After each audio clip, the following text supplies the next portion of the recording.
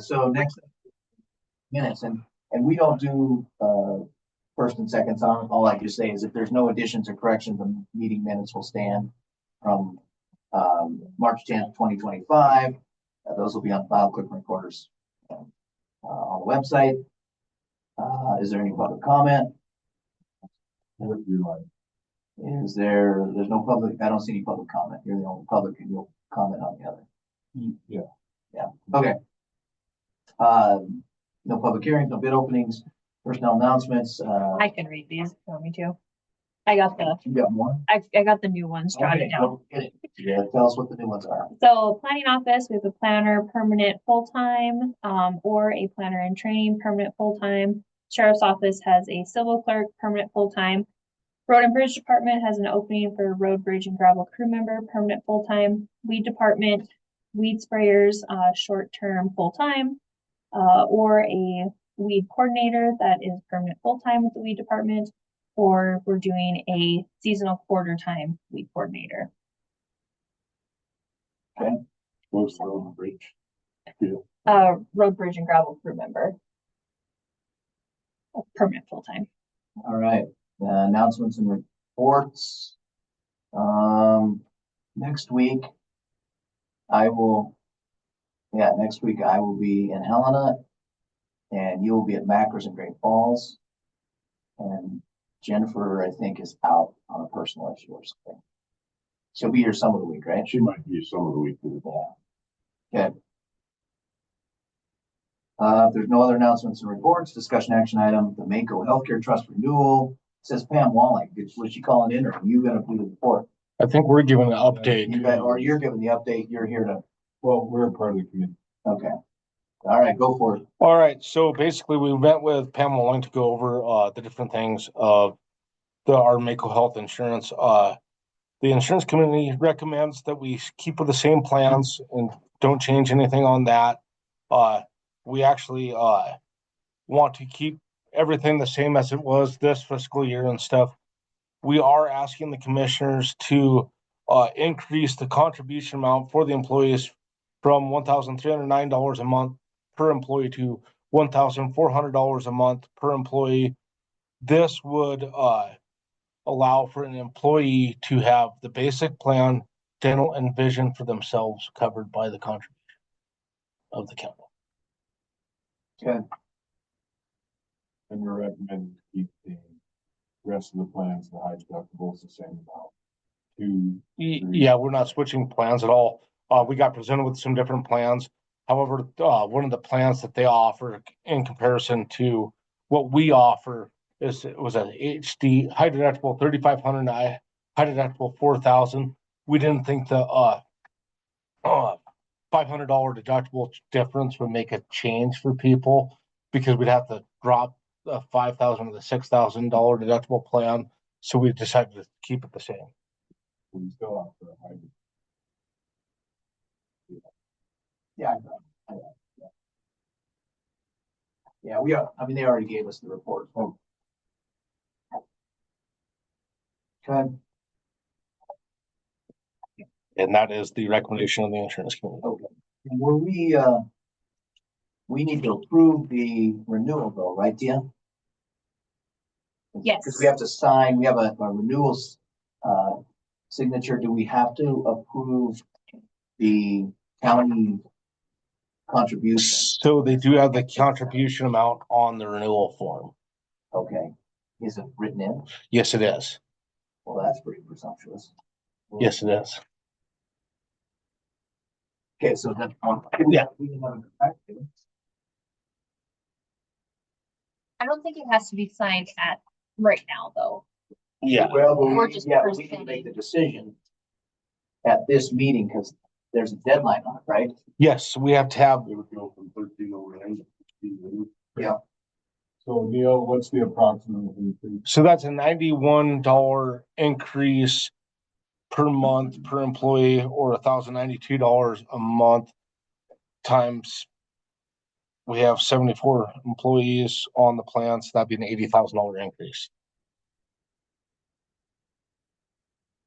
And that follows the plan. I mean, it should work out to the 7.1%.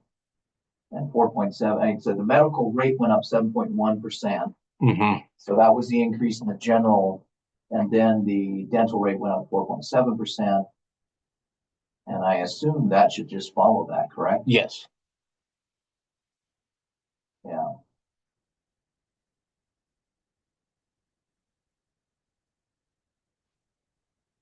Um,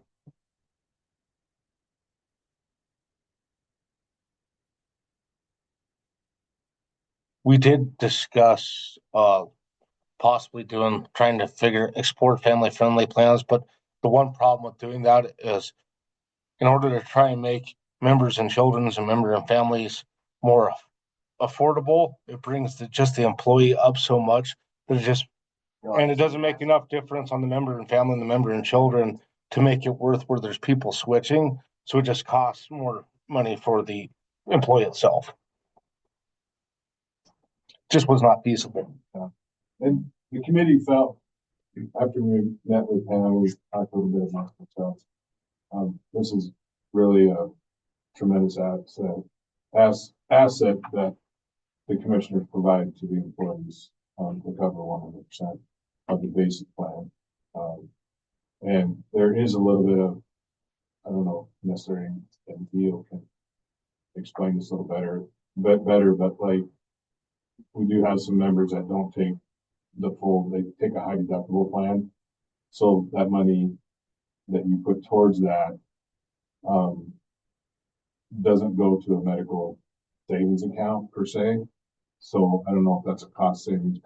Cool. We have some people that don't. We have two employees currently that with the sheet here that do use the extra because they're coming in underneath what our contribution is. And the way we have it selected here, and it's like $40 they get thrown towards their health savings account. Right. But we only have two employees that do that.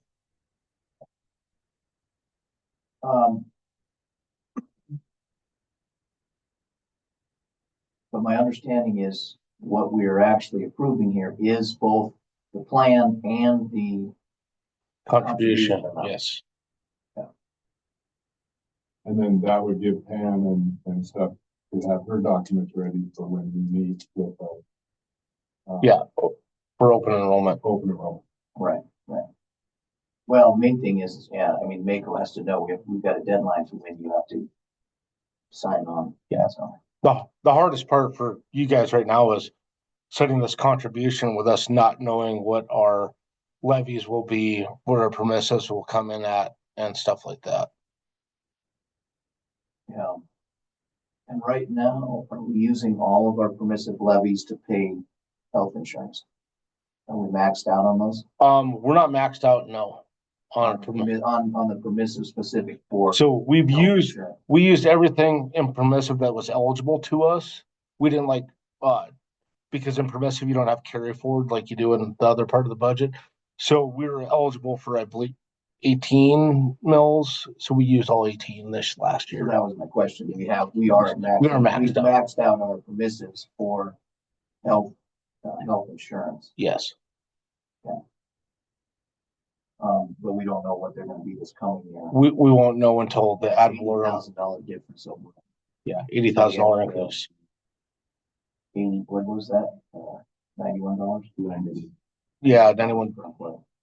So in 1,092 every year. What's that? 1,092 every year Per employee. per employee. Okay. Well, Travis, what would be your pleasure? Move to approve or? We'll move to approve the rental renewal and the contribution. It's been moved. I'll second. Any further discussion?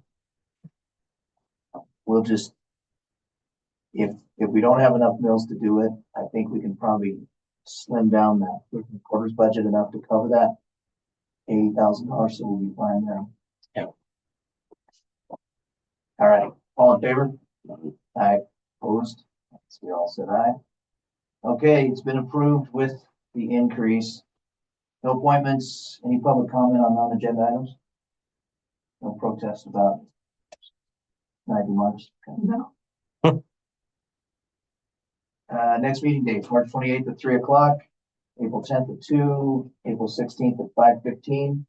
Meeting adjourned.